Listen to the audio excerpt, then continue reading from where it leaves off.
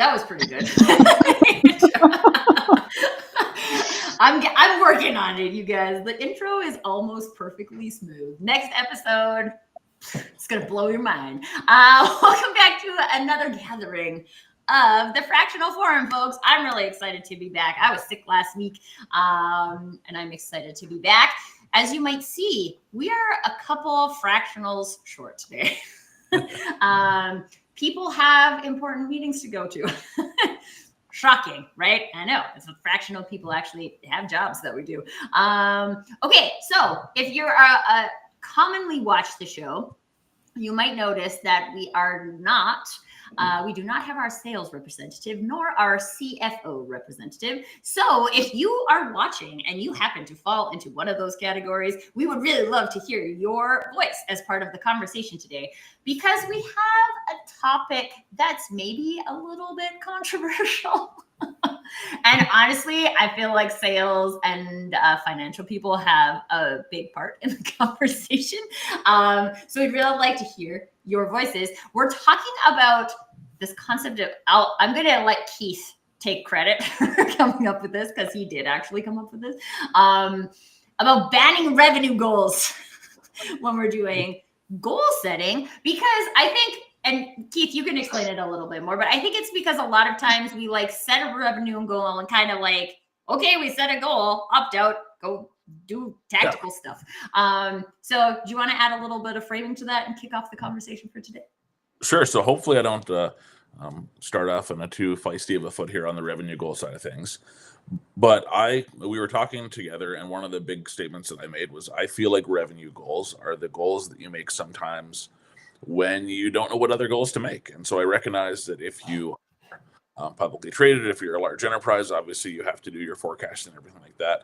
But especially, if you're a growing organization, and you say you're a $3 million organization, and you get your entire senior leadership team together, and you set a goal for $5 million because you're not quite sure what else to do, but you feel like you should grow. I feel like that's a tiny bit of a cop-out. And I heard some shoulds in there, which are always a red flag for me, because I feel like when we're like, I should set a revenue goal. Yeah. Says who?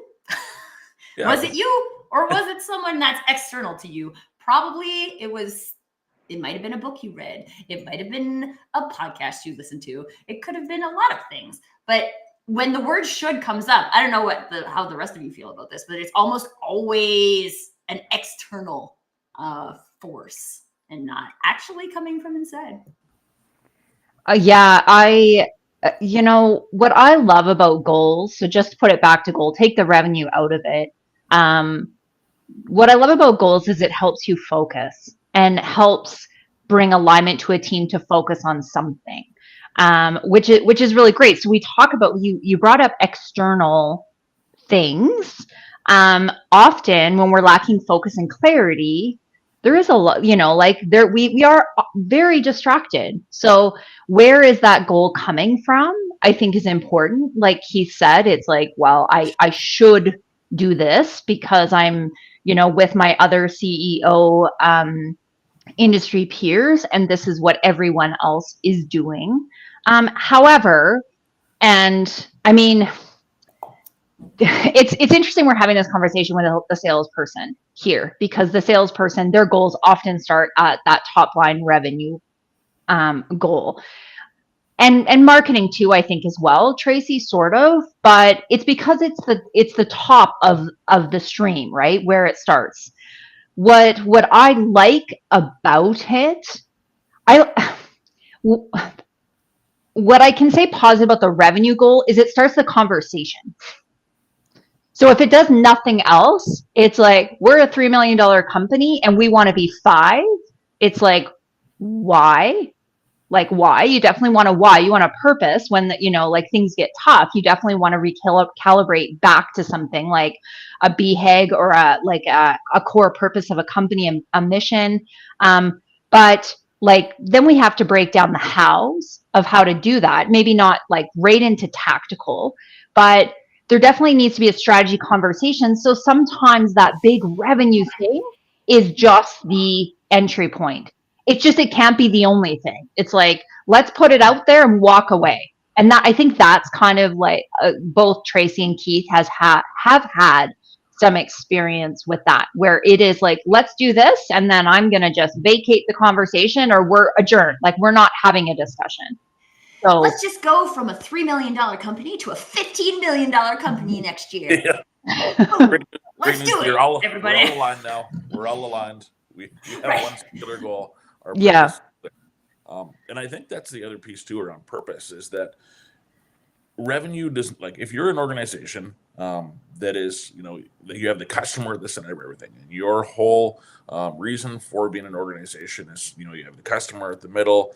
Everything you do, all your conversation, all your documentation, all your literature is all about the customer. And then your only connecting goal is all about you and your revenue. Something. And so I think that it can be an easy trap to fall into, and I could probably stand on a soapbox and talk about this for a while, but it can be a little bit of a trap. And I think that what becomes more productive is, like, I think to your point, Lindsay, what are the things that lead to that revenue? What are the conversations it unlocks? I'm going to actually go back to what we talked about when we talked about goal setting, and that reflection point that needs to happen first. Because revenue is just an outcome of all the things, right? It's that building point. Like, if you build it, they will come. All the revenue, all the things that you want in your organization, right? So just really taking that step back to, okay, what is our purpose? And let's say, things are going well, your revenue is increasing over time, and you're thinking, okay, I want to stretch it. I can probably double it this year, but why? Like, you got here from being really aligned in your purpose, from having all the mechanisms, driving well, and all the cylinders firing together. That state worked really well. And so what can you refine? What can you, leverage that's working really well? That's the goal. And the rest of it will come. So it's just an outcome. It's not a goal. Yeah. Is my argument. I feel like it creates some fun conversations too. Like, and to kind of build on what you and Lindsay both said, it's a fun imagination tactic where you say, okay, well, what does the world look like if we do go from that $1 million? Let's fast forward, and what are the things that need to be true if we are a $5 million, $6 million, $100 billion company? And they need to be true or different, and I think can really influence your goals, where you say, okay, our finance team needs to be doing this, our technical team needs to be doing this. But it's more of that spark that inspires the goals, in my opinion, rather than the end all be all. I think the other thing that could be really powerful is because I just experienced this in the last two days doing a goal setting exercise with a company, and at the beginning of the goal setting, we spoke about, and just to be clear, like, there was the big revenue goal that was already set like a month ago. So this was like the actual breakdown of the work. And that revenue goal has now changed as a result of all the conversation. But one thing that we had the benefit of was that we worked here, and we had the core purpose on the wall. We also re-looked back at core values and recalibrate that, because there was a lot of, we'll just call it lack of alignment around the core values that was really never fully figured out. And so when we were talking about, like, Keith, what you said, imagining it, trying to get there. So what does it mean? So me as the operational person, I right away have to look at resources, capacity, people, strategy, talent. That's where Vered and I would break out and have these conversations of what we could do to start to look at a way to achieve that, because top line revenue is only bringing it in, but you still have to have the, potentially the resources, capacity in place to realize those revenues. But what was really powerful was one of the focal areas, or the conversations previous to that, was about quality. Right, like quality, and you talked about customer. I was trying to think of a way to say this without using the word should, but the customer is always needs to be part of the conversation. We all start a business to solve a problem for that customer. You have to fall in love with the customer's problem, not your solution. So if I'm thinking quality and I'm thinking customer, now does doubling the size of my top line revenue or company revenue for 2025, is that going to continue to fulfill that customer and that quality or excellence or whatever it is? So having that as your like calibration or filter in the conversation is really, really powerful. Can we also talk about profit? Because I think a lot of time we talk about revenue goals, but like I spent quite a bit of time working in client success. And I remember at one point doing an audit on all of the clients and realizing the profitability of each of those clients. And one client in particular, every single time, so it's a marketing company, right? So we run ongoing campaigns for these types of clients. Every single time we ran when we lost money. Every single time. So from a revenue perspective, and this company, they were like very gung-ho about running campaigns because we're giving them not a slamming deal. They're not making money on it. So like we could have, from a revenue perspective, increased the number of campaigns that we served to that client. And in so doing, we would not grow the business because we lose money every time we ran that client. And I remember looking at that and just being like, I actually ended up going back to the campaign manager and I'm like, you have to figure out how to do a project for this client in 4 hours. Otherwise, we have to start charging them more money. And she figured out how to do it. So like, good for her. Your teams are smart. Figure out things. But if we're not looking at the holistic picture, we're just looking at a revenue number. And again, especially if it's a big one, like if you're doubling your size of like the one I was talking, like literally that was true. We wanted to go from a $3 million company to a $15 million company in 12 months. That is gigantic, right? What are the other contributing factor numbers that we want to talk about in that? Because if we're going to do that, and if we're going to maintain our profitability or improve our profitability, how do we do that? Because it's not now just a matter of like duplicate this a whole bunch of times with the same resources that we have and we have to hire a bunch of people. That's actually not going to work to deliver that number. So I always think that if we're going to talk about revenue, we should also be talking about profitability. Mm-hmm. No, and I'll try to channel my inner Carolyn here. And like, not all revenue is good revenue, right? And I agree with what you're saying, where I've seen some organizations so focused on that top line growth that they'll do these deals and they'll bring on these customers that is quite literally bad revenue. And it's bad for the teams. It's bad for the bottom line. Potentially their customers that aren't a fit, but in that pursuit of, okay, well, we just need to grow, you start to do some pretty unnatural things. And I would say, actually, I'd love to get your thought on this too, Keith, from a tech perspective, because I feel like for a lot of tech companies, especially early in their growth, are like users, right? We just need all the users, whoever will use it. Yeah. But then there's also a cost. There's like server costs to fulfill that. And like, if your costs structure can't handle that, then actually getting more quote unquote revenue could put you out of business faster. So yeah. 100%. And I think, I just did a podcast episode with an individual talking about cash flow. And, they run a cash flow SaaS platform. And what we talked about was just how some of those technology costs, especially when you're on either kind of a linear user usage basis, if not managed properly and managed in line with some of your actual other company objectives, can balloon in incredibly quick ways. And can, all of a sudden you wake up and the $6 per month invoice is $6,000 a month. And what seemed like a really good idea at the time just starts to eat away at the kind of the fundamentals of that business. And I, even in terms of some of that cash flow, and I feel like this is a whole other episode in itself. But some of these startup valuations just force, they inject a whole bunch of cash.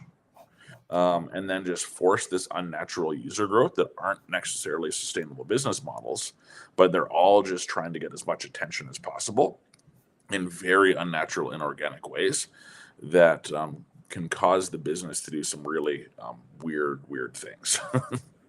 But that's a whole other episode. I feel like we need to unpack that in a very different way. But I think you bring up a really good point around how it could be a distraction, right? Mm-hmm. So, these lofty revenue goals distract from your purpose. And then that trickle down effect to now you're impacting your people, and you're diverting your business in a completely different direction, because then you're just chasing the dollars rather than the real purpose of why you started your organization. And really, like, that purpose, again, we've talked about this many, many times, is for your people to do the work that they need to do with the value system that you created, whether it be providing the best customer service, quality, whatever you're grounded in. And so you're essentially going to run your organization into the ground potentially, because you're completely diverting from the core purpose. Yeah. And often people, I hear it all the time. I read it all the time where okay, so you start a company because you want freedom. So everyone finds out that's not actually the case. And then the other thing is, when you grow, like revenue, you're going to be more profitable. And that's also quite often not the case, not in the short term anyways. When you talked about the users and the artificial growth on that, Keith, the very engineered growth about, buying all these users, or, really kind of controlling the stream into the company without it being an intentional way. Because at the end of the day, if we talk, and I'm gonna play sales and pretend I'm Tim today, but the acquisition cost of a customer. So you want to create users or customers or clients that are profitable for your company in a way that they're value aligned, and you're able to deliver to that customer in a profitable and meaningful way. It's fulfilling the customer, fulfilling for your employees or your teams. And then on the other side of it, you want them to be out there talking about what you have, what they experience by working with your company, the services you provide. Ideally, that if you grow in a more meaningful way, and you're attracting those type of individuals that you can truly add value to, not just have like a false leader of like you talked about with users, you can truly add value, then those customers and clients will start to build out your referral programs, your promoters, things like that, so that you're not working so hard in order to keep your lifetime value of customers are going to be quite a bit bigger. So I don't know, just throwing that out there, like it needs to be done in a meaningful way for everyone involved. Well, and I think, brand is kind of my thing, like authentic brands. But these are the thing that's even interesting for me on this is one of the things you said at the beginning really resonated with me, Lindsay. And like, when you don't know your purpose, you don't have that clarity, there is a lot of stuff out there to like fill our brains with things. And this is where the overwhelm comes from. This is also where like hopping strategies, like if you feel like hopping strategies is a symptom in your business, then this is like, what is that rooted in? You're just jumping around to things that are available. This is why you're jumping around, because you don't know why you are. And so when I think about it, like one of the things, businesses, growth is great, right? We don't want to be decreasing probably, because we minimally want to keep employed the people that we have employed. But what is growth to you, right? Like based on your purpose, based on your why, based on who you are as a person, what does it mean to meaningfully grow? Because if you have a very good foundation for you, and maybe it's tied to customers, maybe it's tied to quality, like it could be tied. I'm all about authenticity, right? So for me, I remember, actually, I'll use this as an example, because I remember I do these in-person networking events. And a couple Decembers ago, there was like 28 people at one. And I was like, oh, like this is too many people. Like for what I was trying to do, that was too many people. And that was But my was there experience. a moment, Tracy, was there a moment, even for a second, maybe before you even showed up, that you had this, maybe this is what success is going to be, right? Like, Well, that is what the world would tell me. mhm, Selling out your event is what you want, right? Mhm. And like I based the event on the capacity of the location. So I was like, okay, like that is sellout. And I was at it and I was like, no, because this event is supposed to be about making meaningful connections. And now there's too many people here to make meaningful connections. So now the size of the event doesn't deliver on what the event is supposed to do. And I remember like my husband saying to me, who works in a completely different industry, you're going to have to find a bigger space for your events. And I was like, no, because that might be different. There might be a different event for that, right? And like maybe my brand is attracting people, that is good. And we can service that in a different way. But this event is about creating meaningful connection. This is how I create meaningful connection. It's not that that's the right or wrong way. That's how I do it. And so if I'm doing it at an event, this is the way it has to be. It has to be 20 people or less. Otherwise, it's not going to work. And even recently, like I'm doing a lunch next Wednesday, and I had to message Lindsay because I'm like, there's 10 spots and there's 19 people RSVP'd. Like, that's not going to work. We're going to figure it out. But like, how would you grow? And I don't think enough businesses spend enough time in that part of the conversation to understand how to set additional potentially revenue goals off of that foundation. Well, and I think before we move off of that as well, like one thing that I just want to build on, and I love what you said, is the idea of velocity, and patience. Because I think that everyone right now is in such a hurry to get from A to B that they do weird things to get there, right? And I think that maybe that's where some of the challenges, maybe where some of that frustration with revenue goals came. Like I don't see anyone setting revenue goals. It's like, you know what, we did $1 million last year. This year I'm really hoping for like 1.15. It seems to be in, you know, these huge leaps forward that maybe create some of the frustration there.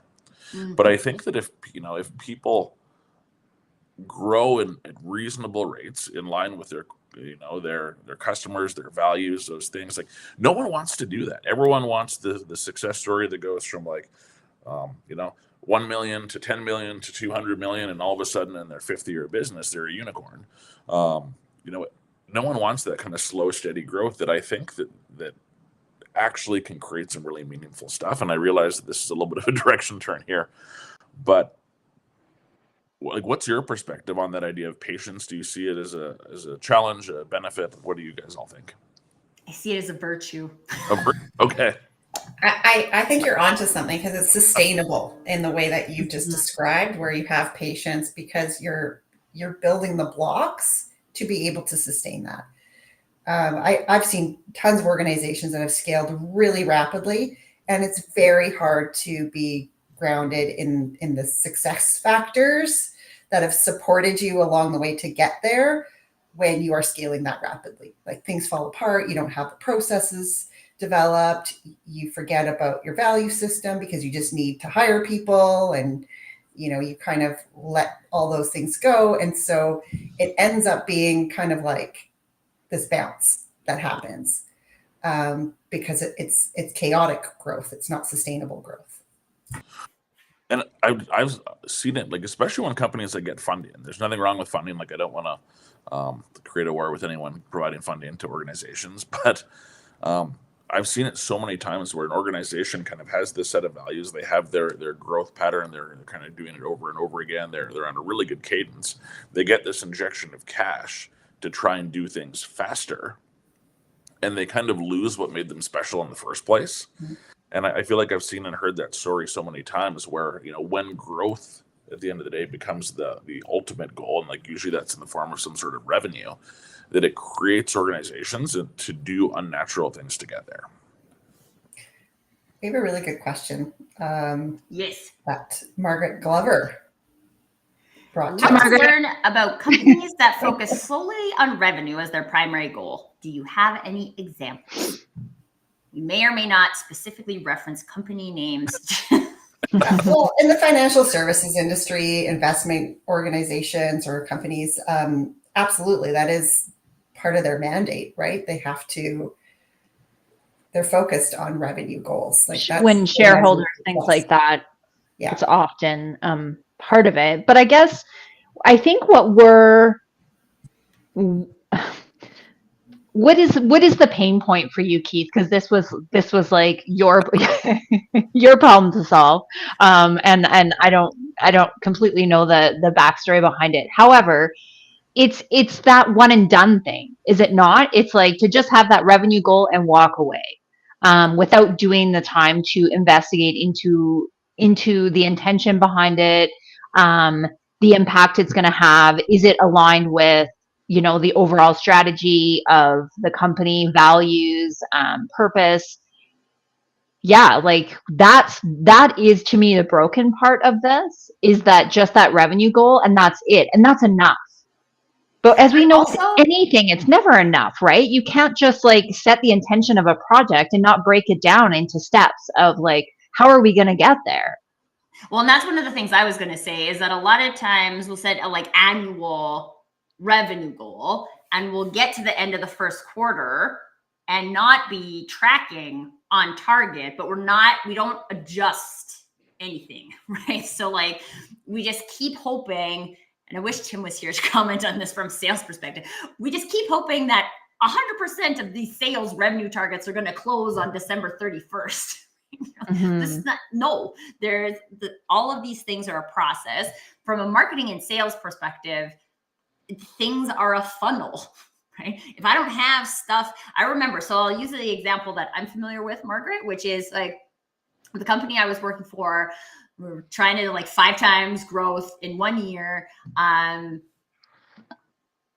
The strategy, I'm using air quotes for those of you who are just listening, was that we'll sign 7 whale clients this year. So this is a software company.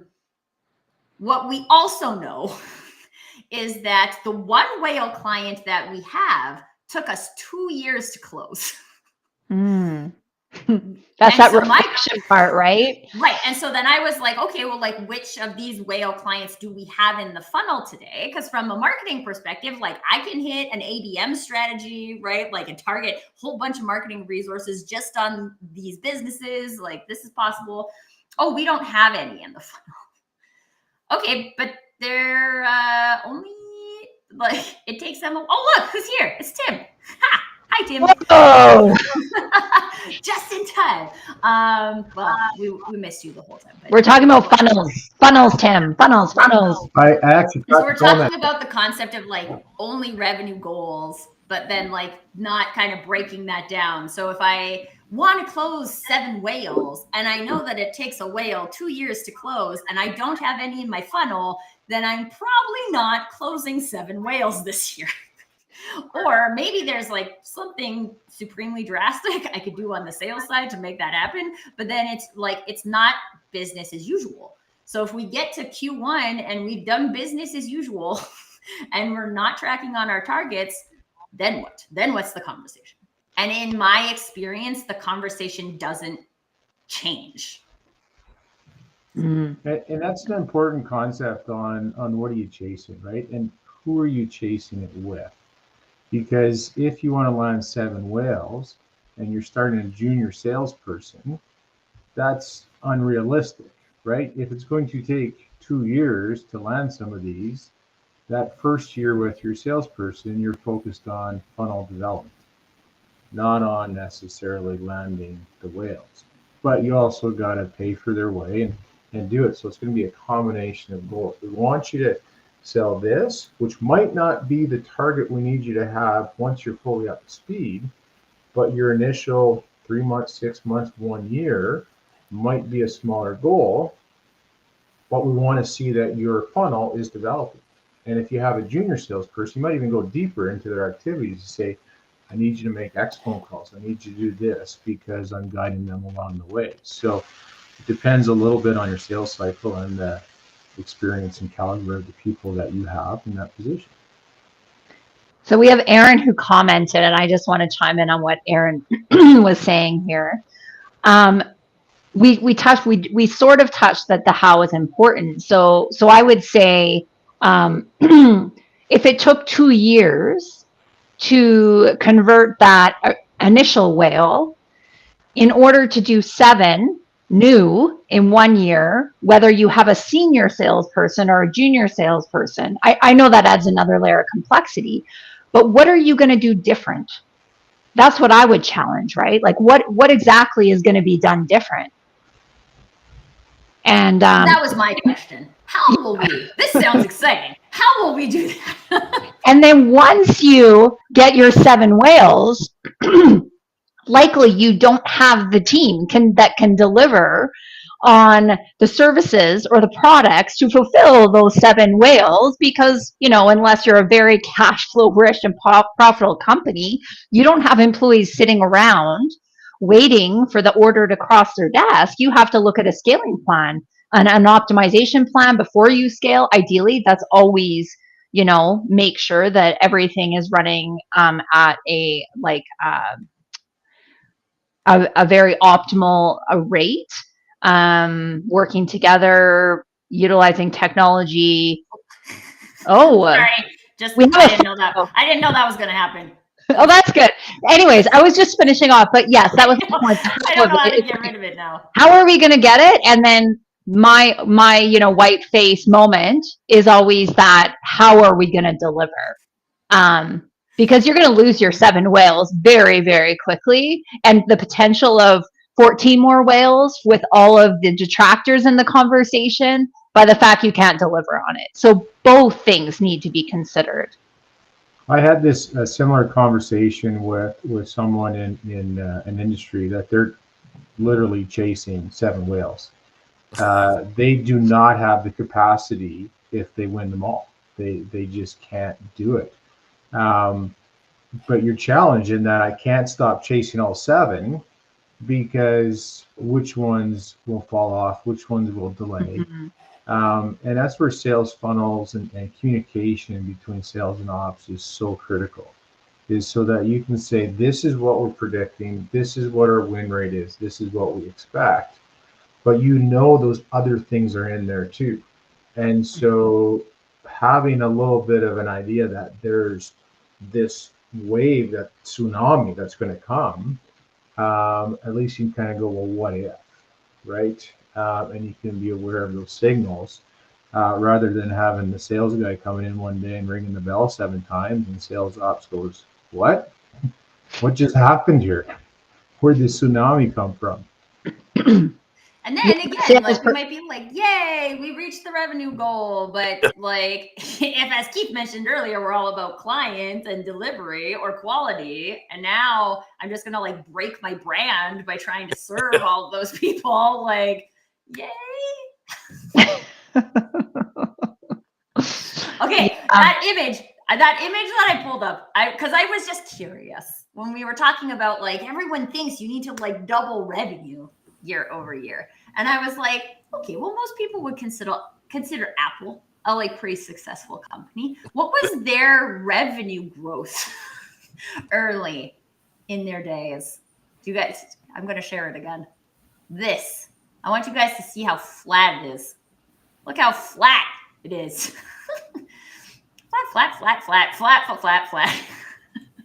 And Apple is one of the most focused companies in the world.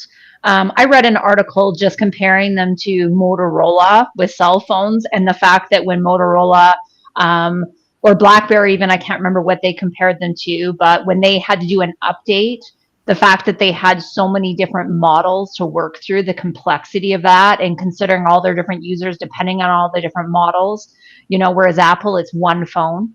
So very focused company.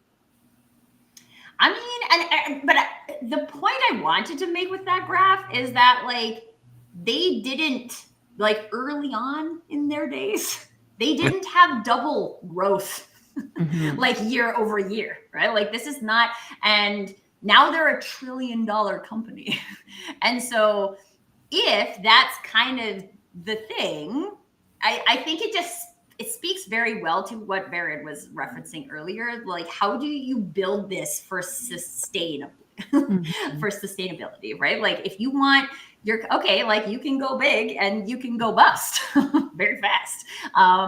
But if you want this business to outlive you, like, especially if you want it to be legacy, like, some of the other companies that are now $1 trillion companies, this is what it looked like. So it's not bad or wrong for yours to look like that too, if there's a reason that you have behind that. Yeah, I thought it was a good visual to support that. Yeah, and I think even when we go back to the whale conversation, it's so funny we're calling it whales because, you know, I used to actually like be part of building whales, like sculptural whales. So it was always a funny when we talked about, you know, whales, dolphins, things like that in a way of business. But so back to the whales, you know, Tim, you talked about falling out of your funnel. So even from a perspective of the how to get those 7 whales, like we were talking about actually getting the 7 whales, not having 7 whales in your funnel.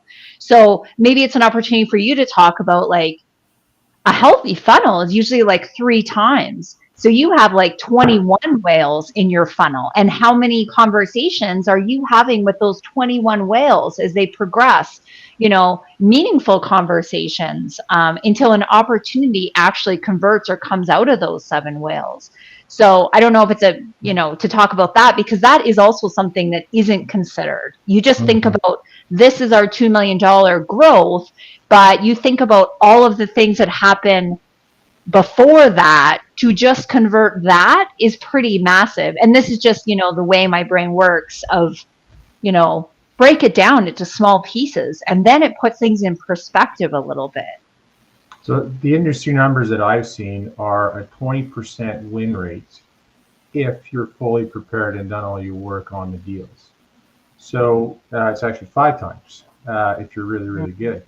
One of the things that I stress, just as an aside here, sometimes if your win rate is so high that you're really chasing everything that you could, or are you playing with the numbers? So I kind of look for that win rate that just is healthy. Do you have a good set of opportunities that are coming in that meet our revenue goals that we can go chase? And you're absolutely right. You need to have a multiple of your goal in that sales funnel. That's why it takes a new sales rep in a new industry or a new company, if they're not bringing a book of business from somewhere else and converting it over, takes some time to build up that sales funnel and get to that fully functioning role.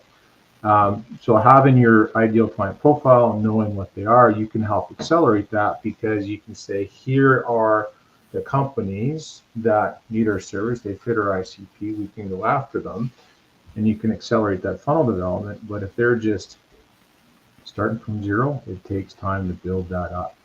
And that's really important to what we said. If we're going to, like Tracy was just saying, double our revenue, we'll just add in a salesperson and do it this year. Boom, no problem. Mic drop. And I think that the foundation You of need data, you need to have a number of things. It's on you, Tim. yeah. It's breaking up a bit for me here. So you go ahead. I've lost my train of thought here. I think that the foundation of data, I think from even what Tim has mentioned, is the other important or another important element in terms of some of this goal setting. I think the revenue will spark the conversations, but understanding the underlying kind of data foundation and kind of what data exists to be able to support those growth goals is also super important, and goes across the whole business. The examples that Tim shared around, what is our actual cost of acquiring a customer from a sales perspective? What's the actual effort that goes into it? From an like every single person around this virtual call table, kind of whatever we want to call it, has some sort of metrics that can amplify their decision making And I think that the other piece that this probably exposes, if people start having the conversation a layer deeper than just the revenue, is what is the data that supports the actual things that we're going to need to get there, and actually spending some time to put in place that foundation first is going to be a really key step to actually setting some of those meaningful and reasonable goals on a long-term basis. I'm just going to echo that a little bit from the, like, I'm using air quotes again, marketing data side, because there's a lot of nonsense data that floats around marketing that people use for decision making that they really shouldn't use for decision making, because data that's collected just because it's easy to collect isn't fed by your purpose. What am I trying to do with my marketing? What kind of conversations am I trying to start? What kind of brand am I trying to build? Like, the number of engagements you get on a post doesn't tell you any of that information. And so there's a lot of things, and there's probably equal amounts in other departments, but like in marketing in particular, there's a lot of data, quote unquote, that is tracked that is not relevant to setting good goals. And it can be like super distracting. So something to watch out for.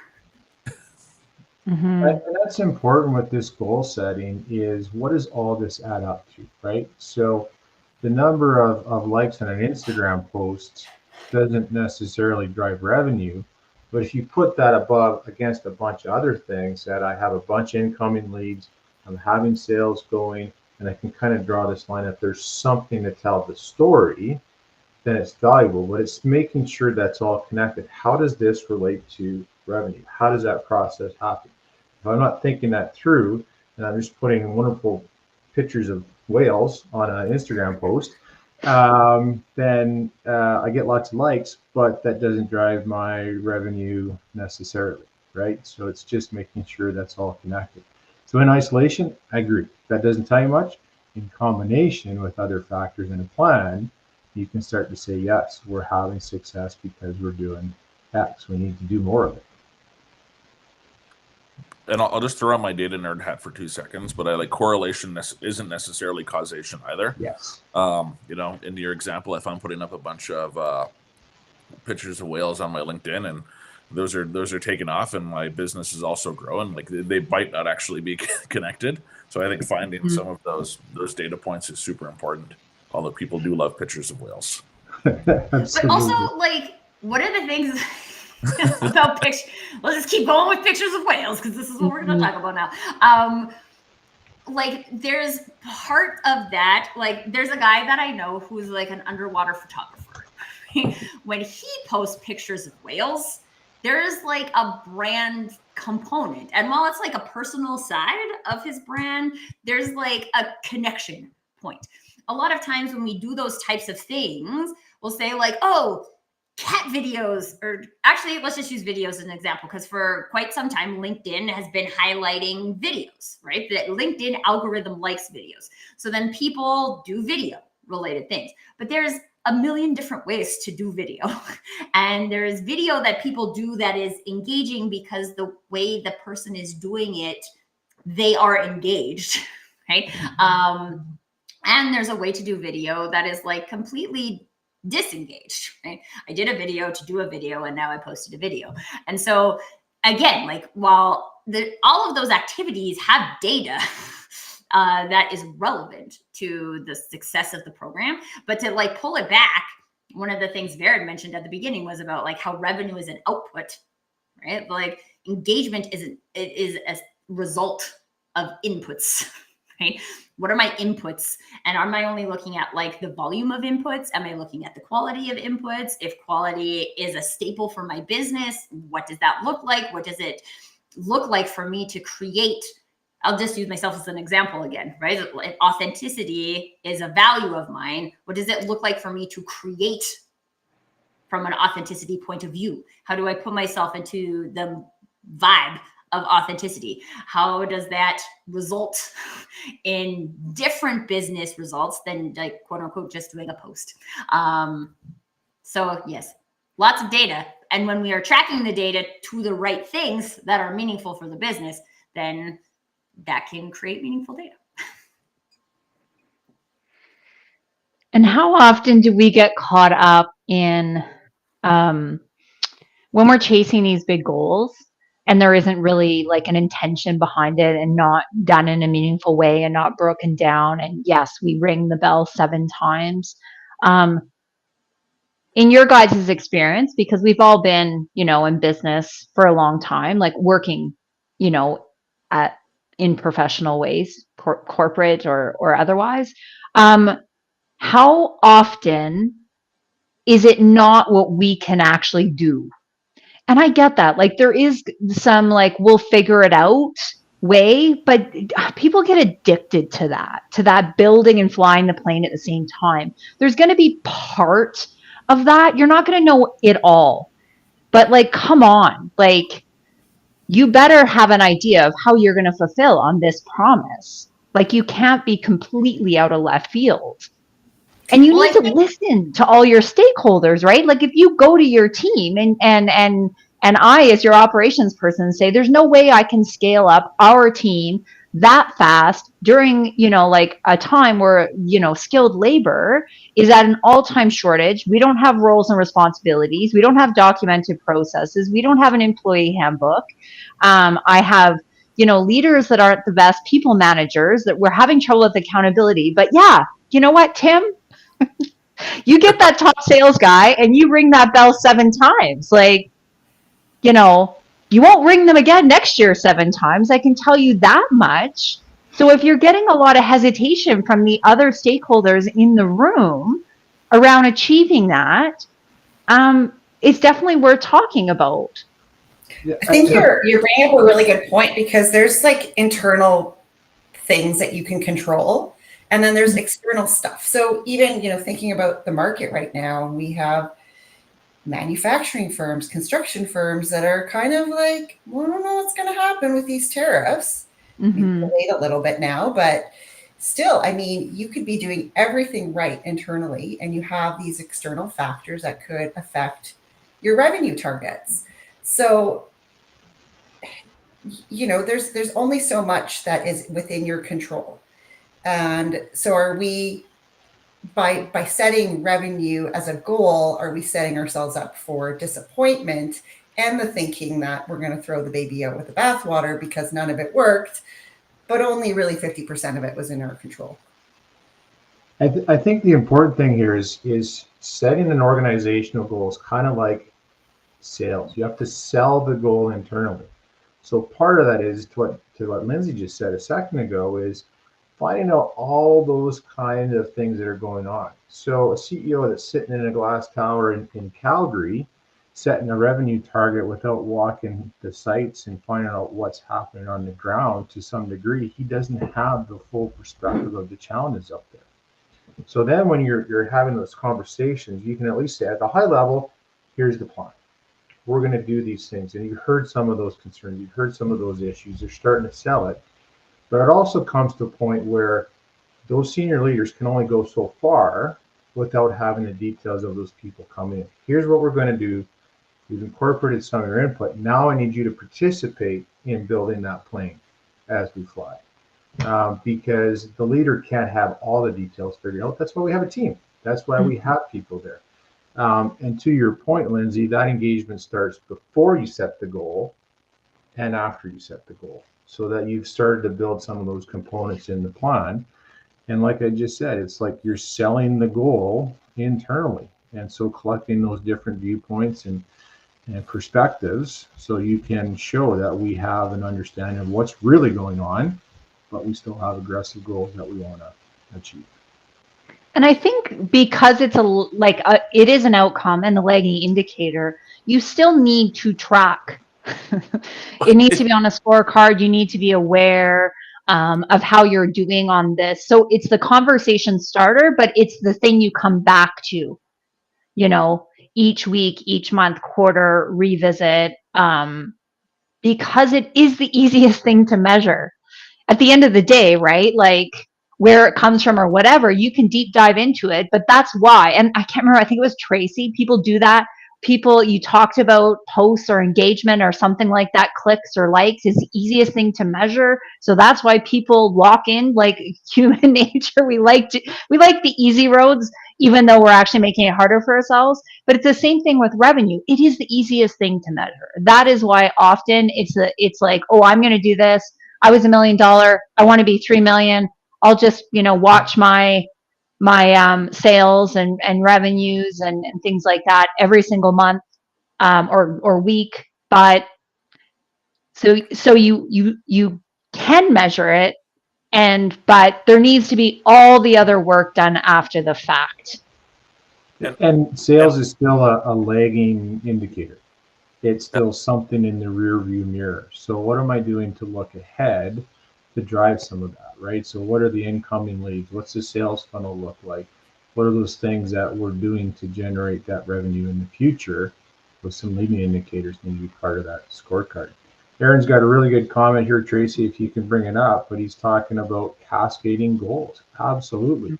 I don't give the $400 million revenue target to the junior salesperson that's screening leads coming in. I break it down to how they support that and how do they make sure that they're getting good qualified leads to the next team. And that's what their goals are about. So they're supporting it and doing that throughout the organization, like Aaron just said.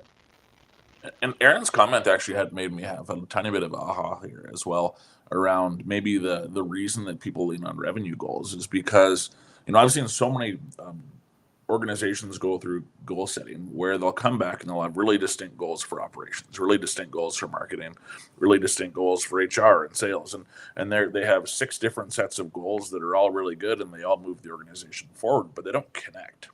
And I think that revenue is one thing that is really easy to look at and say, here's something that touches every single facet of the organization that we can all rally around. And so I feel like it's a little bit of that cop-out sometimes where if they're not quite sure what that final goal is that everything can roll up to, we'll just have it be revenue. And so I think that the ability to replace that revenue goal with something that the whole organization can rally around and that each of the different functional areas can then look to and tie their goals to is a really important step that, and I do think revenue is a little bit of a cop-out on that front. Well, and I think I want to come back to we use this analogy in a lot of episodes, the building the plane and flying it at the same time. I think there's an interesting concept here too of is that our goal? Is our goal to continually fly a plane that we're also building? Or is our goal knowing that nothing is certain and there's external factors and there's always going to be tweaks to a plane, but if you're Boeing, maybe Boeing's a bad example, if you're actually building planes, I'm pretty sure your goal is to create a plane that flies, right? Not to constantly be building the planes. Maybe we're not always executing on that goal, but I'm pretty sure that's the goal. And so if we looked at that from a business perspective and we said, what does it look like for us to build our plane? Right. And maybe right now we're in the mode of building the plane while we still are flying it, which is fine because we want to make revenue while we're building. But at the same time, I've been part of organizations where it felt like we were chasing every dollar. And so if you were actually going to pull that back into an airplane analogy, I would say that's not operating with the goal of building our plane to the point where we can fly a plane, right? That's a culture of constantly building the plane while we're flying it. And so if we can have that level of vulnerability and transparency in the leadership conversations, we are setting these high level goals, then I think we can also actually start to get to the answer. What does it look like for us to have a plane? And that doesn't mean that sometimes the landing gear isn't going to get stuck, or sometimes we catch really bad winds and it slows us down, right? It doesn't mean that all of the things are going to be perfect, but our goal is to build our plane. And from a branding point of view, this is really something that I'm very passionate about. Is what is your plane? How is it different than another person's planes? There's multiple companies in the world building planes. From the outside, they might look very similar, but then I like fly on WestJet and can't understand why they can't just put a TV in the seat anymore. And like, anyway, but this is the purpose, that why is the brand experience. How do you want to do this? And how are we doing that? How are we building our plane? How does that revenue contribute to the building of that? Or are we just constantly chasing new plane designs? Tracy, I just want to echo what Abdul has said about the mic drop on your statement. I just realized how absolutely ridiculous that statement is, building and flying the plane at the same time.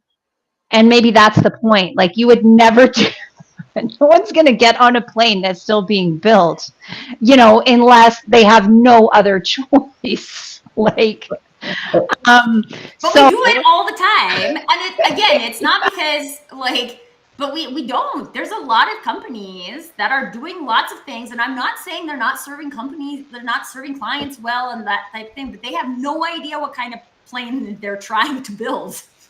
But that's the key, right? Like, are you building the Dreamliner, or are you building, like a WestJet plane that's going to Vancouver that, you're using your phone to watch a show on?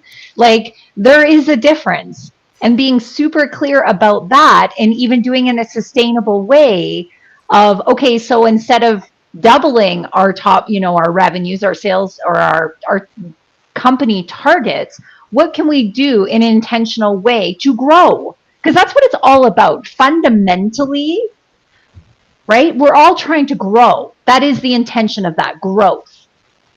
Whether it's revenue, whether it's profit, whether it's, head count, impact, it's about growth, being better, maybe serving more.